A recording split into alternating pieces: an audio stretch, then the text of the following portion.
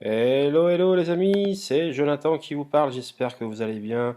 Une nouvelle vidéo sur iMarketing. Voilà, donc je tenais à vous présenter le groupe des leaders. Vous savez, on a souvent entendu parler du groupe des leaders. Et alors, attendez, je vais peut-être un peu plus fort, je sais pas si on m'entend.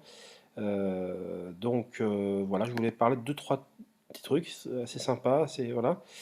Donc vous voyez, ben ça c'est euh, donc 40 membres, nous sommes 40. Vous voyez que bah, vous reconnaissez David de iGestion. Il y a. Alors attendez, hein, hop, je vais redire un peu tout ça. Voilà, donc je fais un petit coucou d'ailleurs en passant à David, qui est toujours là pour répondre aux questions, etc., se soucier de sa communauté. Julie Defever, qui est vraiment une Belge de grande qualité, que je salue au passage. Voilà, il y a des leaders, voilà, Svetlana Bondarenko, qui est un homonyme d'une ancienne nageuse championne du 100 mètres, je crois que c'était en 2003-2004. Alors je sais pas si c'est elle d'ailleurs, mais bon, il y a beaucoup de noms qui se ressemblent. Vous voyez de très très gros leaders, Sébastien Robin, Florent Walou, que vous retrouvez souvent. Enfin, à titre personnel, c'est les premiers noms que j'ai entendu beaucoup parler au tout début. Donc voilà, un petit tour d'horizon, et pour vous montrer que c'est le vrai groupe des leaders, vous voyez, il y a Eugène en haut, il y a iMarketing, ça c'est le support. Donc voilà, hein, donc il y a d'autres leaders internationaux, si je puis m'exprimer ainsi. Donc, je voulais vous montrer quelque chose qui m'avait frappé au cours du dernier report. Alors, vous voyez là, aux dernières nouvelles, donc vous voyez, le 20 avril, c'était le dernier débrief. Vous voyez, là, vous me voyez, là, en haut, là, mon nom qui est cité, etc. Et donc, vous voyez, là, je vais vous mettre la flèche le 3 mai. Donc, le 20 avril, c'était prévu qu'il y ait une réunion le mardi 3 mai. Le 3 mai, donc, on est revenu nous annoncer qu'il y aurait un report, vous voyez tout en bas, au 17. Le 17, on est venu nous annoncer qu'il y aurait un report au 24. Le 24, c'est reporté au 31. Le 31, c'est reporté au 7 juin. Le 7 juin, reporté au 21 juin. Et là, vous voyez, c'est toujours iMarketing à gauche, hein, au début. iMarketing, c'est bon propriétaire, le support. Et bah, contrairement à tous les précédents reports, là, c'est Eugène, l'administrateur, Eugène Regvin, hein, qui est très très connu, hein, c'est le big boss d'iMarketing, qui est venu lui-même annoncer le report au 5 juillet. Alors, voilà, c'est un petit détail qui est passé inaperçu, parce que généralement, c'est iMarketing, vous voyez, je remonte exprès, vous voyez, c'est toujours le support qui parle à la place de Eugène. Bon, après, bon, ils peuvent prendre la possession du compte, hein, c'est pas le souci. Mais là, voilà, ce petit détail que je voulais vous montrer. Alors ça ne change rien au BINS, malheureusement, on est tous dans l'attente actuellement. Voilà, donc vous voyez, hein, bon, les conversations remontent.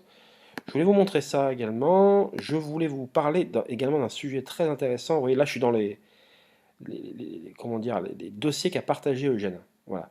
Et il y a un truc qui m'a frappé, vous voyez, il était venu nous dire, donc vous voyez là c'est au 23 novembre. Là nous sommes donc, le 23 novembre.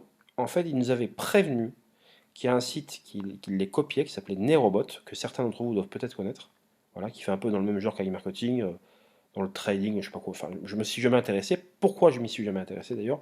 Parce que Eugène, au travers de ces dossiers que je suis en train de vous faire voir de manière succincte, eh ben, était venu nous dire attention qu'il y avait beaucoup de sites qui étaient en train de copier Ali-Marketing, mais qui, pour le coup, eux, étaient des scams en puissance. C'était que basé sur du vent ou qui était, enfin, tout du moins qui essaie de les recopier. Voilà. Et que d'après Eugène, ça se finirait mal et qu'il fallait éviter. Alors, il a pris l'exemple de Nerobot, mais il y en avait d'autres. Vous voyez.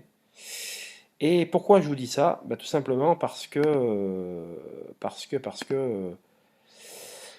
j'ai entendu dire, et là vous allez me confirmer, que la situation de Nerobot est sujette à caution actuellement. Ils ont cessé de payer. Les problèmes, les excuses qu'ils ont évoquées, c'est un problème avec Admitad. Tiens, tiens, on retrouve encore Admitad là-dedans. Et là, c'est une amie, hein, que je salue au passage qui m'a envoyé l'info parce que moi je suis pas sur ce Nerobot, donc ça s'appelle Cal74. Je lui passe un grand bonjour. Alors, ils ont un secteur dans le forex et la crypto, et le souci viendrait de là. Apparemment qu'ils ont un problème avec Admitad. Alors, voilà. Donc, est-ce que c'est du vent? Est-ce que là encore, ils ont donné une mauvaise raison, mais en tout cas, d'après ceux qui sont sur Nerobot, et là vous allez confirmer, certains d'entre vous, ou infirmer, la situation est plus qu'alarmante, et ça risque de s'arrêter. Voilà.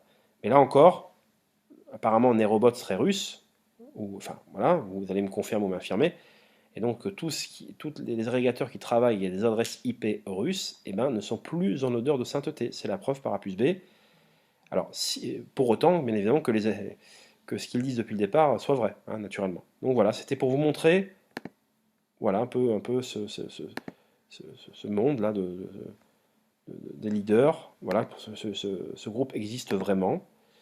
Et donc voilà, je tenais à vous montrer de manière assez succincte, pardon, ce qui se passe au sein de ce petit groupe et les petits détails qui auraient pu nous échapper ces derniers temps. Voilà, mes chers amis, bah, écoutez, on se retrouve très bientôt et pour une nouvelle vidéo avec, j'ai un petit sujet très intéressant. À très vite.